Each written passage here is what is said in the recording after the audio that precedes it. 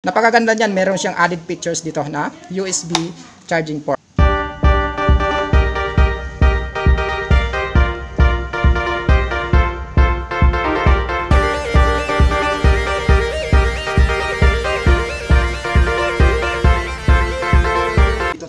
Bumalik tayo dito sa Dismart Combi Kalilangan Bukidnon branch para gumawa na naman ng panibagong review sa mga unit nila. So yung i-review natin ngayon, ito yung Kawasaki Bajaj City 100. So ano nga ba yung binago dito sa Bajaj City 100 ngayong 2024? May binago ba dito si Kawasaki? At syempre alamin natin kung may dinagdag din ba na features at syempre sa specs niya.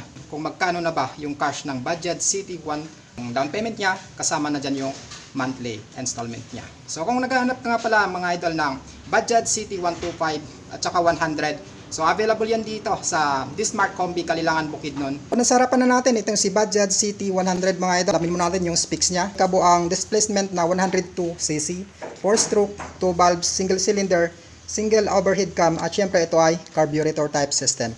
4-speed manual, gearbox at ito ay naka air cooled system pa lamang. So ang motor na to ay may tank capacity na umaabot ng 10.5 liters at kaya din itong mag-average fuel consumption around 75 km per liter. So napakatipid ng motor na to kahit ito ay naka-carburetor type system pa lamang. So what if kapag ito ay naging FI na? So kaya nito mag-produce ng power output ng hanggang 7.7 HP sa kada 7,500 RPM at meron itong max torque na umaabot ng 8.24 Nm sa kada 5,500 RPM. So ano nga ba binago dito ni Kawasaki pagdating dito sa Bajaj City 100 nila? So dito sa head niya, so same pa rin, walang pinagbago. Andito pa rin yung Bajaj na pangalan. Naka-glossy black dito sa taas. Tapos dito naman sa gilid, meron siyang glossy red dito.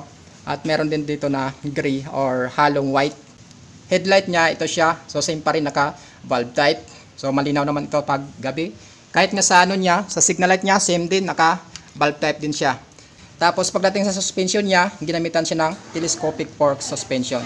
So meron siyang kulay gray dito sa baba, ito. Tapos pagdating sa fender niya, naka-glossy black. Tapos ito ay flexible, hindi siya basta-bastang mababasag kahit ito ay mabangga. Tapos yung gulong nito sa harapan is may sukat na 2.75 by 710.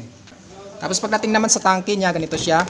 So simple lang yung decals niya. Tapos naka-glossy black siya mga idol, ganyan. Tapos dito naka-indicate yung pangalan ng city. Ayan. Tapos naka-white at may halong gray. Dito naman meron din siyang glossy red. Pagbaba mo meron siyang glossy black. Well mga idol, ang tangke na to is meron siyang tank capacity na umabot ng 10.5 liters na tank capacity. So goods na yan pang long ride mga idol kasi nga ito ay Bajaj City 100 tapos napakatipid pa. Kayang-kaya nito umabot ng 75 to 80 km per liter. So napakatipid ng motor na to. Dito naman sa makina niya mga idol, so ma-verify natin or ma-identify natin kung ito ay 100 or 125 dito sa makina. Pagdating sa head niya is naka matte at black. Tapos sa 125 naman and sa kabila makikita natin is wala siyang halong kulay kundi yung gray. Meron siyang starting system. So ang motor na to is may starting system na kick start lang mapaka ng drive. Equipped na siya ng rubber or hindi basta-bastang masusugat yung paa mo dito kasi nga may rubber siya na protector. Dito naman sa side niya, sa gilid niya, dito makikita natin dito yung air cleaner. So dito air cleaner, sa kabila yung baterya.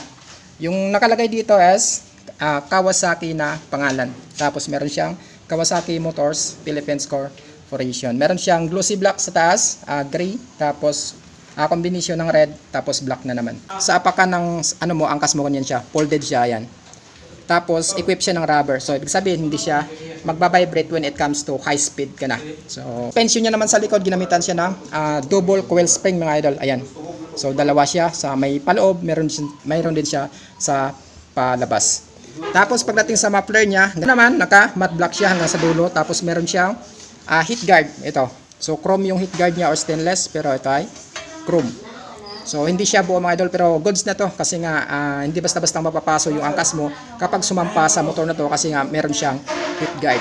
So dito namang banda sa likuran niya, ang decals niya is ganito lang siya. So napaka plain lang. Meron naka-indicate dito na 100. So ito yung ano niya, displacement. Tapos dito naka-glossy black. Ayan. Meron siyang glossy, gray, red. Tapos dito naman sa baba is bandang black na naman.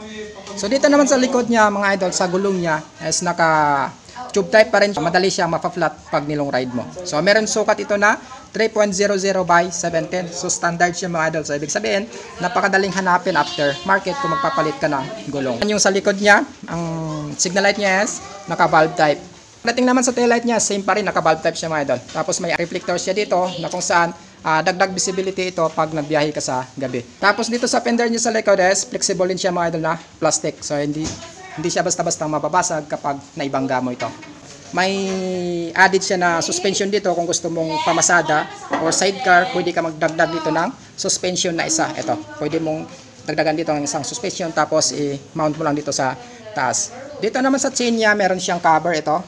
So dito naman sa bandang kabila, sa side niya, dito nakalagay yung baterya niya mga idol. Kung gusto mong buksan, buksan mo lang to, dito mo lang susian. Dito nakalagay yung white na Kawasaki mga idol. So ito ay kanyang gear shifting. So binubuo ito ng 4-speed manual gearbox. Ito naman yung side stand niya. So yung side stand nito mga idol is simple lang. Wala siyang added features or safety features katulad ng iba na meron siyang side stand cut-off switch mga idol. Sa grab bar niya, so ito siya, naka-glossy black. So pwede mo dito lagyan ng mga pinamili mo kapag galing ka sa market.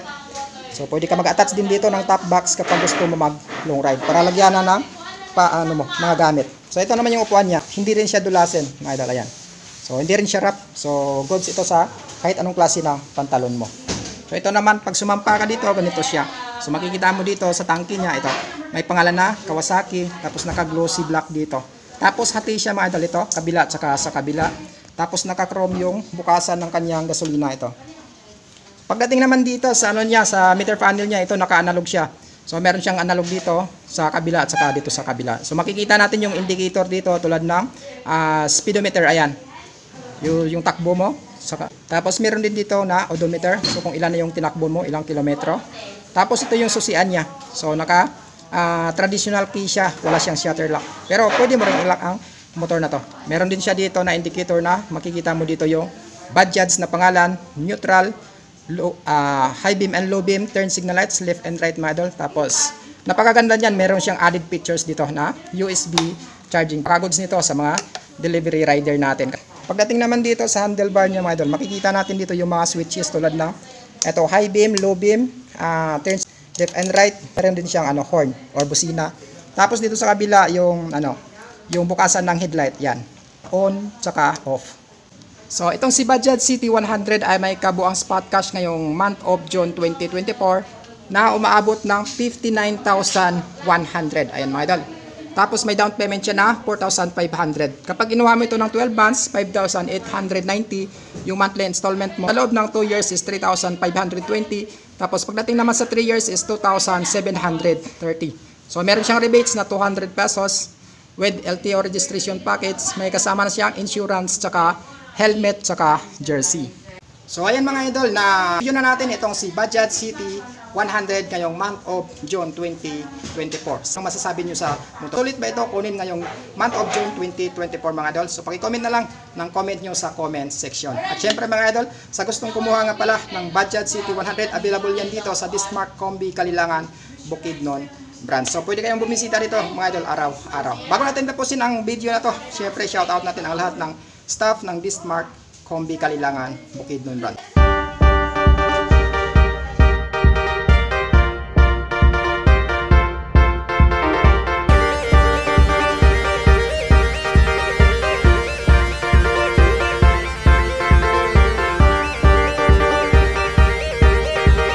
This is Bukidnon Vlog TV, ride safe at ingat palagi.